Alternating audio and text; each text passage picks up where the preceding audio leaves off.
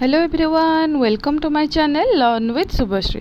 तो आज आम तुम 6th क्लास सामाजिक विज्ञान अध्ययन बुक्र सेकेंड चैप्टर महासागर एवं महादेश विषयटी पढ़ा। देख फास्ट कौन कही ना महासागर ही सबकि भूपृष्ठर 7/10 को अंतर्भुक्त करे। यार वायु शुद्ध और स्वास्थ्यकर होता है। यह एक विशाल शून्य प्रांत जोठारे मनुष्य केबे एका नुहे, कारण से सबुठी कौन अच्छी जीवनर सृष्टि बा परिव्यक्त को अनुभव करें। समुद्र हूँ प्रकृतिर विशाल गंताघर। पृथ्वी समुद्र आरंभ होता, तेणु कहवाकू गले किए जाने यह सहित शेष हेब नहीं। तो एक कथा किए कही ना जुल्स बर्न कही 1870 मसीह। देख आम महासागर और महादेश विषय पढ़ा। ता पूर्व आम कौन करी ना कही आम आस आम ग्लोब को फेरिबा एवं यह धीरे धीरे घूरेबा कि चंद्रपृष्ठर उत्तोलन कराइथिबा पृथ्वीर चित्र को देखिबा। तुम्हें देखिथिबो चित्र रे केउ रंग अधिक, सुनिश्चित भाव में नील, किंतु यही रंगटी कौन प्रतिनिधित्व करे? तुमको कौन पाई लगे जे आम पृथ्वीटी नील देखा यार उत्तर निश्चय अनुमान करा जाई परिबो जे यार अधिक अंश आमर कौन अच्छे पृथ्वी रे जल अच्छे, अर्थात पृथ्वी पृष्ठर अधिकांश अंश जल रे आच्छादित। यह भूपृष्ठर प्राय 3/4, 4 भागरू 3 भाग केवल जल। से महाकाशरू देखिले पृथ्वी मुख्यतः किपरि देखा जाए? नील देखा जाए। तेणु प्रथमरू महाकाशचारी माने पृथ्वी को स्नेह कौन बोली कहूथिले? कौन कहूथिले? नील ग्रह बोली कहूथिले। देख पृथ्वी रे आमे देखुथिबा बृहत्तम जलाशय को आमे महासागर बोली कही थाउ, किंतु पृथ्वीर चित्र 2.1 रे देखिबो जे तुमे अन्य एक बादामी रंग मध्य देखि पारुथिबो। एही रंग होउची भूमि रूप, जहाँ पृथ्वीर 1/4 किछि अधिक अंचल को व्यापी, माने 4 भागरू 3 भाग यदि जल रोची, गोटे भाग आमर स्थल, तो सी 1 भागरू किछि अधिक अंचल आमर कौन होची स्थल भाग अछि। एक विशाल भूमि को भूखंड कुहा जाए एवं एहार निरंतर विस्तारित खंड को महादेश बोली कुहा जाए। जेमती निरंतर जलाशय को आमर महासागर कुहाउची, से विस्तारित भाव में निरंतर भाव में भूखंड को आम कौन कहूँ महादेश बोली कहूँ। पृथ्वीर जलवायु गठन में उभय महासागर और महादेश दी जनकर गुरुत्वपूर्ण भूमिका रही। यह समस्त उद्भिद और प्राणी जीवन समस्त दिग को प्रभावित करने सहित मनुष्य जीवन को मध्य प्रभावित करुच्ची। आमर इतिहास संस्कृति समेत दैनंदिन जीवन में यार प्रभाव भी देखा मिलूँ। कौन सब देखा मिलूँ? भारतीय नौसेना देखीच सब ये टाइप थाए लिखाई था। कौन लिखाई? देख संस्कृत कौन लिखाई? संग नो वरुण, ताने कौन नौसेनार प्रतीक यहाँ लिखाई। यार अर्थ हूँ हे वरुण आम पाई तमें कौन हुआ? शुभ हुआ। यह समुद्र आकाश और जल सहित जड़ित वैदिक देवता किए था वरुण, तांको एक स्तुति बा सम्मान दि जाए। तापर देख कौन देछि पृथ्वी रे जल भाग और स्थल भागर बंटन आम पढ़ी आसलु। ग्लोब टाक आम दूर देखुचु ताले आम कौन देखुचु? आर अधारू अधिक अंश नील देखा आउ कौटे कौन देखा येलो कलर टाइप देखा। साधारणतः महासागर और महादेश गुड़िकर बंटन उत्तर और दक्षिण गोलार्ध मध्य सामान नुहे, माने सबू एरिया रे सामान भागे आमर बांटी होगी नहांती। उत्तर गोलार्ध में कौटी जल भाग अधिक अच्छे तो कौट स्थल भाग अधिक अच्छे, सब भागे सामान भागे नहांती। तो यहाँ पृथ्वीर मानचित्र देछि उत्तर मेरु बामरे और दक्षिण मेरु डाहाण दर्शाई। तो यहाँ आमर हूँ उत्तर मेरु सैड्रु फोटो आसटा आमर दक्षिण मेरु फोटो। देख तापर कौन देछि आस चित्र 2.2 रे थिबा दुईटी मानचित्र को अनुधान करबा। एठारे मध्य नील रंग रे महासागर और छोट छोट विस्तारित जलराशि जेपरि सागर उपसागर को भी दर्शाई। माने ये जो नील रंग गुड़ा सब देखुच एगुड़ा सब जाक एगुड़ाक आमर कौन सागर महासागर एगुड़ा सब जाक माने जलर उत्स गुड़िक। तापर देख कौन देछि ये सामुद्रिक जीवन गुड़िक देछि। कौटी प्रबल स्तूप देखा, कौटी एनिमम मन रे एक तारका माछ देछि, एगुड़ा सब जाक देछि। पृथ्वी पृष्ठ रे थिबा समुदाय जलभागर प्राय अधिकांश भाग महासागर और सागर रे रही। यही जल गुड़िक किपर लगे? लुणिया लगे। सुतरां यह मनुष्य तथा जीव जगतर सीधा सड़क व्यवहार उपयोगी नुहे, तो आम लुणी पानी को व्यवहार करूँ। अपर पक्षे मधुर जल पृथ्वीर जल संपदर बहुत कम अंश अटे। पर्वत शिखर में हिमवाह नदी ह्रद पुष्करणी एमर कौन मिले? मधुर जल मिले। यही प्रकार जल मुख्य उत्स वायुमंडल में जलीय भूतल जल मध्य मधुर जलर भी अंतर्भुक्त अच्छी। तापर देख महासागर विषय देइछि, महादेश विषय पढ़िया। महासागर विषय कौन देछि ना पृष्ठा 32 चित्र 2.3 रे थिबा पृथ्वी मानचित्र रे आमे 5टी महासागर आ देछि जेमति कि किए प्रशांत महासागर, आंटार्कटिका महासागर, भारत महासागर आउ कि आर्कटिक महासागर आ दक्षिण महासागर देछि। एई 5टी महासागर को आमे चिन्हिबा। जदियो आमे 5टी महासागर को तालिकाभुक्त करिछु मानचित्र रे एहा स्पष्ट जे सेमाने परस्पर ठार प्रकृति रे विच्छिन्न होई नांती। मानचित्र रे महासागर गुड़िक विभाजित सीमा एक प्रचलित व्यवस्था ठार अधिक किछि आउ नै, माने सेमाने कनेक्टेड किंतु आमे तांको अलग अलग बोली कहूछु। प्राकृतिक दुनिया एपरि सीमा अनुसरण किछि करे नाही। उदाहरण स्वरूप समुद्र जल क्रमागत भाव में विभिन्न समुद्र रे प्रवाहित हुए। यह सामुद्रिक जीवन रे एक समृद्ध विविधता को बजाय रखि थाए। महासागर गुड़िक अनेक प्रकार उद्भिद और प्राणी मानकर प्रजाति भी देखिया को मिले ताले सेठी विभिन्न प्रकार उद्भिद प्राणी भी महासागर भितर देखिया को मिले थाए। सामुद्रिक उद्भिद जगत रे छोट छोट गछ भी रही, सामुद्रिक शैवाल भी रही। सामुद्रिक जीवजंतु मध्य हजार हजार प्रजातिर रंगीन माछ, डॉल्फिन, तिमी और अगणित रहस्यमय गभीर समुद्र भी रही। सूर्य आलोकित पृष्ठ ठारू आरंभ कर भितर अंधारुआ गभीरता पर्यंत समुद्रर प्रत्येक अंश विविध जीवजगत परिपूर्ण। तामें कौन महासागर विभिन्न प्रकार जीवजगत रही। देख देजी 2.3 रे चित्रटा जोड़ा मुझे देखापी कि ए कौन सब जगह महादेश और महासागर गुड़ी को चिन्ह चित्र सब जगह शांत महासागर, भारत महासागर, दक्षिण महासागर, आटलांटिका महासागर है युड़ा सब जगह आम कौन महासागर गुड़िक अच्छी।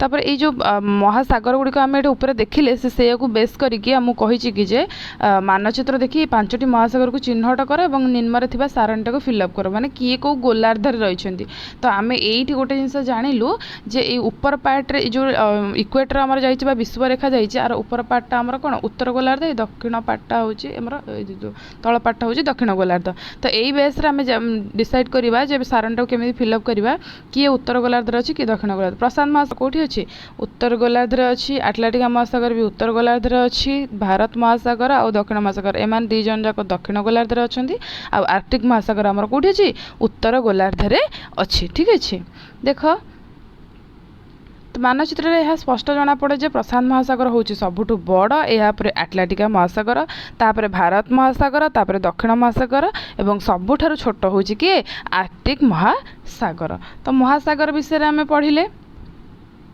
तो ये महासागर रे कौन कौन सब रही समुद्र और तार विपर्यय विषय पढ़ा। यही अध्याय आरंभ में दिखाई चित्र को आउथरे देख तुम देखिपुव जे पृथ्वी उपर किसी धला रंगर आच्छादित होम देखिक आसते ग्लोब होपर व्हाइट व्हाइट सब रही कौन ना तुम अनुमान करा कौन कौन होता एगुड़िक मेघर एक विशाल समूह अटंती। एभली मेला मेघमाला महादेश में कौन करता वर्षा आनी था। उदाहरण स्वरूप भारत में प्रति ग्रीष्म ऋतु जो मौसुमी वायु आसी थाए ताहा समुद्र में उत्पन्न हुए। एभली वर्षा नहेले आमर चाष और समस्त जीवन कौन हम क्षतिग्रस्त हो। किंतु समुद्र मध्य अनेक समय झड़ सृष्टिर कारण होता है।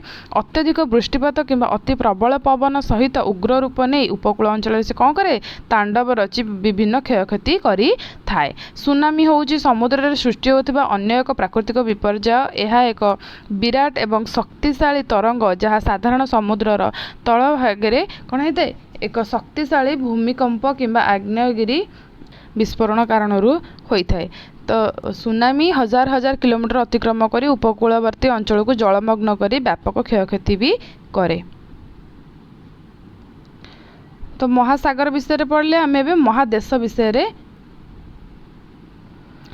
पृथ्वी मानचित्र रे महादेश गुड़ी को दर्शा जाइछि। तुम्हें केतोटी महादेश को गणी भी पार। यार उत्तर एत सरल नुहे कारण से विभिन्न उपाय गणना करा जाए। आमे सिना जानू 7टी आमर महादेश अच्छे किंतु आपको विभिन्न उपाय गणा जाए।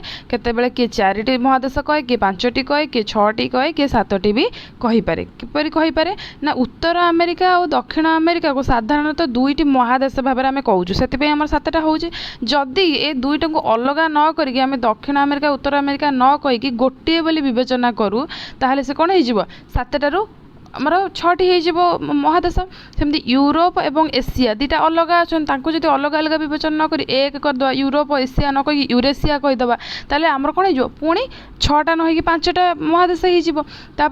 आउ कौन आफ्रिका और यूरेशिया एमाने साधारणतः दुईटी महादेश माने यूरेशिया माने यूरोप आउ एशिया दुईटा को आम भाविलु यूरेशिया आउ आफ्रिका यही तीन टा महादेश को जब आम अलग विभजन न कर एक करवा ताहले आमर कौन हो चारोटी महादेश हो तो सही बेसिस आमको ये देख देख कौन कौन सब फास्ट चारोटी महादेश महादेश देती पांचटी महादेश देती आउ सारण कौन 6टी 7टी महादेश देती तो फास्ट आम 7टी महादेश पढ़ा उल्टा पढ़ले आम जापर कौटी कौन हो तो फास्ट देख कौन कही ना ये आफ्रिका आंटार्कटिका एशिया ऑस्ट्रेलिया यूरोप आउ उत्तर अमेरिका दक्षिण अमेरिका देती तापर कौन करी ना जो 6टी महादेश कर कौन करी एशिया आउ आफ्रिका सॉरी एशिया आउ यूरोप ये दुटा जिनस को से कौन कर एशिया यूरोप को मिसेकी यूरेशिया कर देछि तो ये से आमर कौन हो 6टी महादेश हो पुणी कौन करी ना ये उत्तर अमेरिका और दक्षिण अमेरिका को से मिसेकी कौन कर देछि खाली अमेरिका गोटे कर देछि गोटे भूखंड कर देछि से आमर 5टी महादेश हो लास्ट कौन करी ना आफ्रिका आउ यूरेशिया ए दुटा को मिसेकी गोटाए भूखंड कर देछि से आमर 4टी महादेश हो तो यही गणना हिसाब से महादेश गुड़े को आम 4टी महादेश कि 5टी महादेश बेले बेले 6टी आ बेले बेले 7टी महादेश बोली कही पारू। एटा देखो गोटे इंपोर्टेंट क्वेश्चन एटा पचारे भी ओलंपिक क्रीड़ा विषय रे जे प्रत्येकटी 5टी ओलंपिक चक्र बा रिंग देखि थबो ए चक्रटा तुम देखि पारछो समस्ते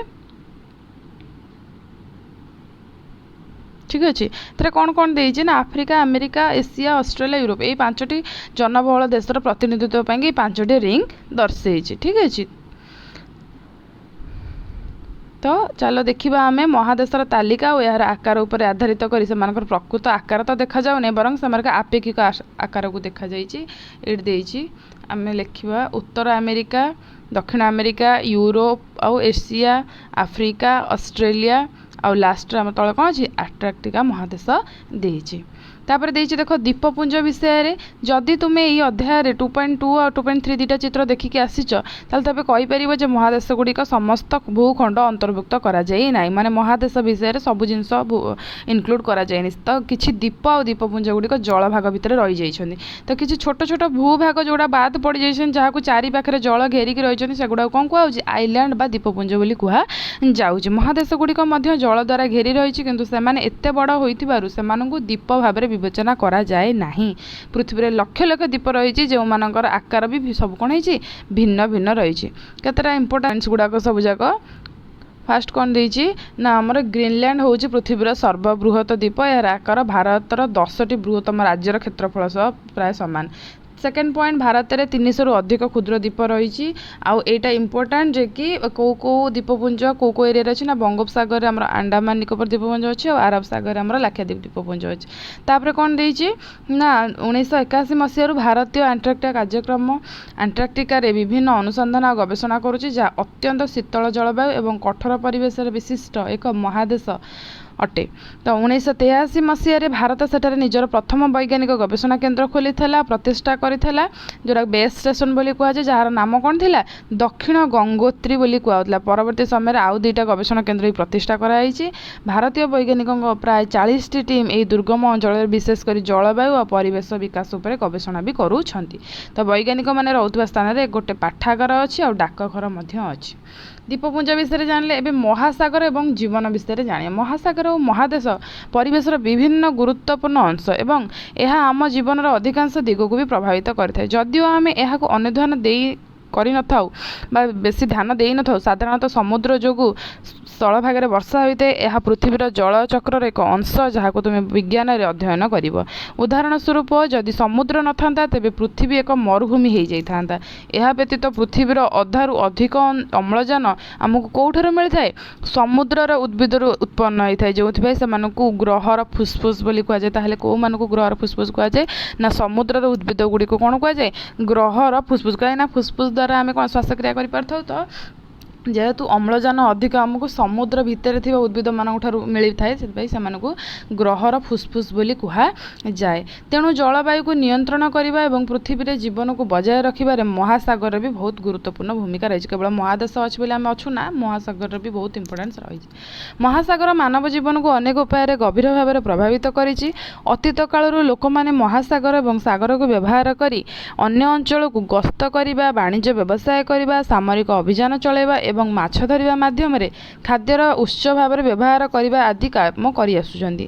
ମହାସାଗର ସମଗ୍ର ପୃଥିବୀର ଉପକୂଳବର୍ତ୍ତୀ ଲୋକଙ୍କ ସଂସ୍କୃତି ସହିତ ଜଡ଼ିତ। ଅନେକ ସାଂସ୍କୃତିକ କିମ୍ବଦନ୍ତୀ ଓ କାହାଣୀ ଗୁଡ଼ିକରେ ମୁଖ୍ୟତଃ ସମୁଦ୍ର, ସମୁଦ୍ର ଦେବାଦେବୀ, ସମୁଦ୍ରର ରାକ୍ଷସ ଏବଂ ସମୁଦ୍ର ସମ୍ପର୍କିତ ଘଟଣା ତଥା ମହାସାଗର ଦ୍ୱାରା ସୃଷ୍ଟି ବିପଦ ଓ ଉପକାର ବିଷୟରେ ଅନେକ ତଥ୍ୟ ବି ସେଠୁ ମିଳିଥାଏ। ତ ଏଇଟା ବି ଗୋଟେ ଇମ୍ପୋର୍ଟାଣ୍ଟ ଜିନିଷ ମନେ ରଖିବା ଜିନିଷ ବି ଯେ କ'ଣ ତ ଜାତିସଂଘ ଜୁନ୍ 8କୁ ବିଶ୍ୱ ମହାସାଗର ଦିବସ, ଜୁନ୍ 8 ଆମର ହେଉଛି କ'ଣ ବିଶ୍ୱ ମହାସାଗର ଦିବସରେ ଘୋଷଣା କରିଛି।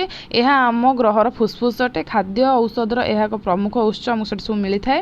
ମନୁଷ୍ୟର ବହୁମୁଖୀ କାର୍ଯ୍ୟକଳାପ ଦ୍ୱାରା ସାଗର ମହାସାଗର ଏବେ ପଲ୍ୟୁଟେଡ଼ ହେଉଛି। ଆମେ ପ୍ରତିବର୍ଷ ଅନେକ ନିୟୁତ ଟନ୍ ପ୍ଲାଷ୍ଟିକ ବର୍ଜ୍ୟବସ୍ତୁ ସମୁଦ୍ରକୁ ଫିଙ୍ଗିଥାଉ, ଯାହା ସାମୁଦ୍ରିକ ଜୀବନକୁ କ'ଣ କରିଦେଉଛି ଧୀରେ ଧୀରେ ଦୂଷିତ କରିବାରେ ଲାଗିଛି। ପ୍ରଦୂଷଣରେ ଆହୁରି ଅନେକ ରୂପ ରହିଛି, ଯାହାଫଳରେ ସାମୁଦ୍ରିକ ପରିବେଶ ପ୍ରତି ବିପଦ ବି ସୃଷ୍ଟି ହେଉଛି। ଅତ୍ୟଧିକ ମାଛ ଧରିବା ସାମୁଦ୍ରିକ ଜୀବନର ହ୍ରାସ ପାଇଁ ଅନ୍ୟ ଏକ କାରଣ। ପୃଥିବୀ ଓ ମାନବ ଜାତିର ଭବିଷ୍ୟତ ପାଇଁ ସମୁଦ୍ରର ସୁରକ୍ଷା କରିବା ବି ଆମର ସାମୂହିକ ଦାୟିତ୍ୱ। ସମସ୍ତେ ଏଇଟା ଦାୟିତ୍ୱ ବହନ କରିବା ଦରକାର। ତାହେଲେ ଏଠି ଆମେ କ'ଣ ସବୁ ଶିଖିଲେ ଦେଇଛି, ଆଉ କ୍ୱେଶ୍ଚିନ୍ ଆନ୍ସର୍ ଗୁଡ଼ା ଦେଇଛି, ଯେଉଁଟାକି ବିଷୟଟା ଏଣ୍ଡ ହେଇଯାଇଛି। ଆମେ କ୍ୱେଶ୍ଚିନ୍ ଆନ୍ସର୍ ଆଉ ଯାହା ଶିଖିଲେ ସେଗୁଡ଼ା ସବୁ ଯାକ ଆମେ ନେକ୍ସଟ ଭିଡ଼ିଓରେ କରିବା। ଠିକ୍ ଅଛି, କ୍ୱେଶ୍ଚିନ୍ ଆନ୍ସର୍ଟା ନେକ୍ସଟ ଭିଡ଼ିଓରେ କରିବା ହେଲା।